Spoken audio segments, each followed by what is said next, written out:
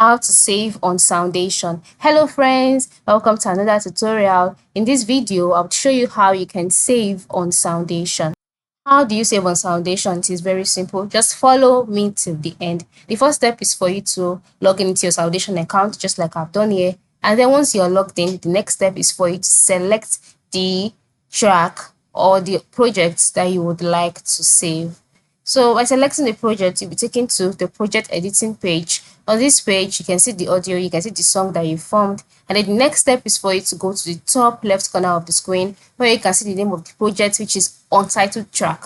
If you've not saved a project, it would be named as Untitled Track. So just select that. Then you can go ahead to enter in the name of the project. So I'll just see something like this. And once you've done that, enter in the description of your project. Ensure you do that.